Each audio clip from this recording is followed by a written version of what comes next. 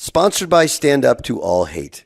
Call a timeout against hate. On Mondays, we talk about the NFL. But do we really want to talk about last night's Dallas win where they hold on against Tampa Bay Buccaneers, even though the Cowboys are eliminated from the playoffs, as are the Niners who lost to the Dolphins yesterday? Probably not. Can we talk Monday Night Football tonight where the Packers are playing against a depleted New Orleans Saints? I'm actually going to go to the game, my son's first Packer game, and it looks like could have a little bit of a snow globe game. It's not bad. But there's not great games to necessarily talk about. I thought that Washington-Philadelphia game was incredibly competitive, but the big story of that game is, well, Jalen Hurts hurt with a concussion early in that game, and it did ruin my fantasy football playoff team. But that again, that's personal. Nobody cares. What does matter is we had our first ever college football playoff. Friday's show, I told you how historic it was. It was very interesting to see Notre Dame on the opposite end of what has happened to Notre Dame in many college football 4-team or BCS playoffs in the past, where they looked completely overwhelmed. The opposite was true. The opposite was true. And I don't think, and I want to try and be consistent as I can. I have never been a guy that said, well, if you win or if you lose in your first game, it says something about your inclusion in the tournament.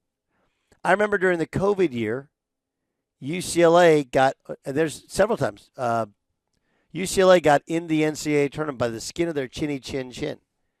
And then when I was on CBS, I picked them to win several games in the NCAA tournament, even though I said they shouldn't be in the tournament. And people will say, well, you're a hypocrite then. No, I'm consistent. Deserving to be in and winning are not necessarily the same thing, especially when styles make the fight, right? So I'm not judging SMU, Indiana. Obviously, Clemson was an auto bid, or even Tennessee, based upon the outcome of the games. That would be unfair. That would be hypocritical. But we told you Indiana had no offense against legitimate defenses. And we don't have a big sample size, but in the two samples we do have, Ohio State and Notre Dame, they had no offense against legitimate defenses. And I can excuse away their non-conference schedule because there's no chance they thought they would have any chance to be this good. But did anybody actually think they were one of the 12 best teams in the country? And was there anything outside of collecting wins against the bottom of the Big Ten that would lead you to believe they were one of the 12 best teams in the country? And so, yeah, it becomes confirmation bias. I didn't think they belonged in, then they didn't play like they belonged in. The same is true with SMU. It's not just that the ACC is down. You didn't play the good teams in the ACC. Right? The Florida State game was supposed to be their game to show they belong. Problem is Florida State sucked this year. Just did. So I look at it. I mean, again, and they didn't play Baylor. Instead, they played TCU, and Baylor ended up better than TCU. But who you played in a non-conference when you didn't have legitimate expectations of being a championship caliber team, I actually understand. But we have to hold it against you. Now, if you want to say, hey, well, Tennessee didn't do much better, part of it speaks to we all know how good Ohio State is, right? Like Ohio State can get upset at home by Michigan, but they were still going because everybody knows Ohio State's really good. Everybody knows Alabama's really good. Everybody really knows South Carolina's really good. Everybody really knows that Ole Miss is really good. I'm not an SEC wonk. I haven't played, coached against the league at all. What I do know about the SEC is they have more money than everybody else collectively. And individually, they all spend. Now, Indiana spends a ton. That's one of the reasons they flipped that program. But it was really interesting to watch Notre Dame completely undress a team and us start to question the other team and why they were invited to the party when usually that spot is reserved for Notre Dame. I told you for the last 2 weeks this was too fair too equitable, too even for the realities of college football. But for everyone not named SEC, this is one of the 2 last years that you will have it. Next year it'll be much the same, probably slightly different and skewing towards the SEC. And then in 3 years, it's going to be the SEC Big Ten showdown. That's it. I mean, because as ridiculous as it was that Indiana and SMU were in, equally ridiculous is that Boise has the 3 seed. Arizona State not playing in the Fiesta Bowl. None of these things make any sense. Oh, yeah, and Ohio State and Oregon play in the second game when they're 2 of the 3 or 4 best teams remaining. Like, what are we actually doing? I look at Penn State, and I didn't buy into Penn State's draw because I do think you get beaten up a little bit by playing against SMU. Now you got to travel and play Boise. But the fact is, Boise, Penn State. Meanwhile, we have Texas and Ohio State having to fight their way through really, really tough draws. I get it. For me, as a first-year coach, I understand a first-year playoff. You're going to make some adjustments. You're going to fix some things moving forward. But we've had 0 truly competitive, compelling games. None.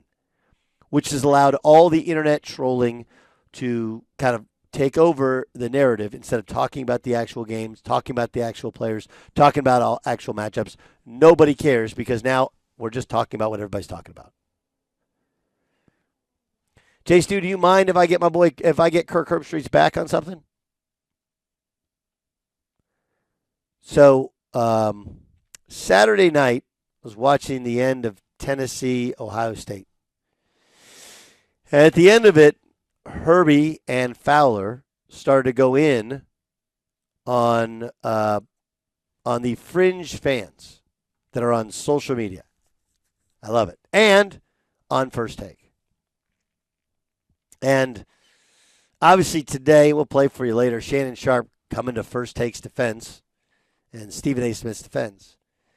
But if you missed it, and I admittedly did, apparently Stephen A. said that if Ohio State doesn't win a national title, he would fire Ryan Day.